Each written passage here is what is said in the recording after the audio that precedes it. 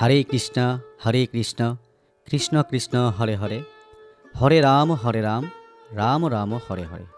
নমস্কার বন্ধুরা, আপনাদের সবাইকে স্বাগত জানাই আমার চ্যানেলের আরও একটি নতুন ভিডিওতে।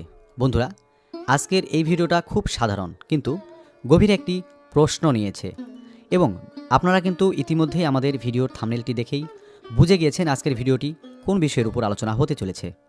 বিছানায় শুয়ে শুয়ে হরে কৃষ্ণ মহামন্ত্র জপ করলে কি সত্যিই কোনো ফল পাওয়া যায়, নাকি এটি কোনো পাপ, নাকি ভগবানেতে অসন্তুষ্ট হন? এই প্রশ্নটা আজ হাজার হাজার ভক্তের মনে ঘোরাফেরা করে। বিশেষ করে রাতে ঘুমানোর আগে ক্লান্ত শরীর নিয়ে চোখ বন্ধ করে যদি কেউ হরে কৃষ্ণ মহামন্ত্র জপ করে তাহলে আসলে কি ঘটে? আজ সনাতন ধর্ম, শাস্ত্র, ভক্তদের অভিজ্ঞতা আর ভগবান শ্রীকৃষ্ণের কৃপা সব মিলিয়ে এই বিষয়টি পুরোপুরি খুলে বলবো। ভিডিওটি শেষ পর্যন্ত দেখবেন, কারণ শেষের কথাগুলো আপনার জীবন বদলে দিতে পারে। তো বন্ধুরা, চলুন শুরু করা যাক। এবং আপনারা যদি আমাদের এই চ্যানেলে নতুন দর্শক বন্ধু হয়ে থাকেন তাহলে অবশ্যই আমাদের চ্যানেলটিকে সাবস্ক্রাইব করে পাশে থাকা বেল আইকনটি অলে ক্লিক করে রাখবেন প্রত্যেকটি এরকম সুন্দর সুন্দর ভিডিওগুলো পাওয়ার জন্য। তো বন্ধুরা, বিছানায় শুয়ে জব করলে কি পাপ হয়? এই প্রশ্নটা সবচেয়ে বেশি আসে। উত্তর মন দিয়ে শুনুন।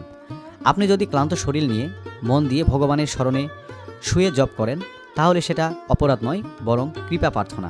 ঘুমানোর আগে জপ করলে কি হয়? বন্ধুরা, এই অংশটি খুবই গুরুত্বপূর্ণ।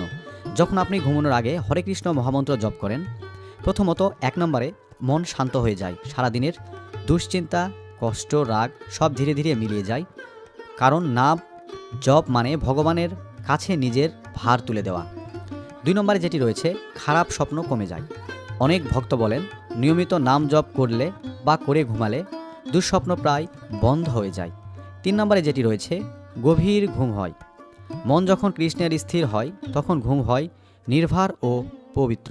4 নম্বরে যেটি রয়েছে, অজান্তেই নাম চলতে থাকে। অনেক সময় দেখা যায় ঘুমের মধ্যেও ঠোঁট নড়ছে, মনে মনে হরে কৃষ্ণ চলছেই।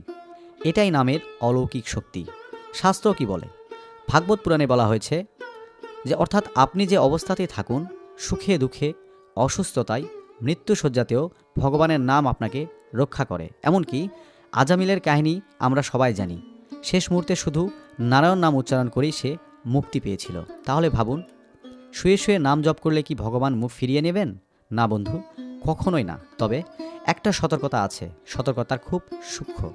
আপনি যদি জপ করতে করতে গল্প ভাবেন, নামকে অবহেলা করেন, শুধু অভ্যাসের বশে করেন, মন না দেন, তাহলে ফল কমে যাবে। তাই শুয়ে শুয়ে জপ করার সময় চেষ্টা করবেন চোখ বন্ধ রাখতে, মনকে নামের শব্দে রাখতে, ভাবতে এবং আমি কৃষ্ণের কোলেই আছি, এই ভাবনাটাই ভক্তি। শুয়ে জপ করার সেরা কিছু নিয়ম আমি আপনাদের সঙ্গে শেয়ার করছি। ডান কাতে বা চিত হয়ে শুয়ে নাম করতে পারেন। চোখ বন্ধ করে ধীরে ধীরে নাম বলুন। জোরে নয়, স্পষ্ট করে। মনে করুন কৃষ্ণ আপনাকে দেখছেন।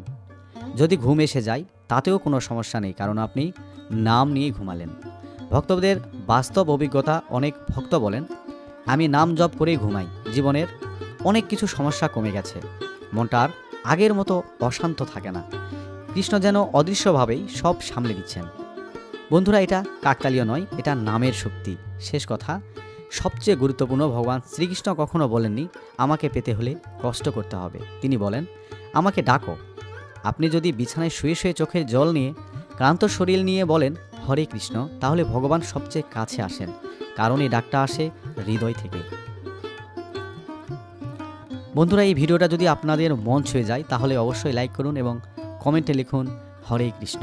আর এমন আরও ভক্তিমূলক ভিডিও পেতে আমাদের চ্যানেলটিকে সাবস্ক্রাইব করুন।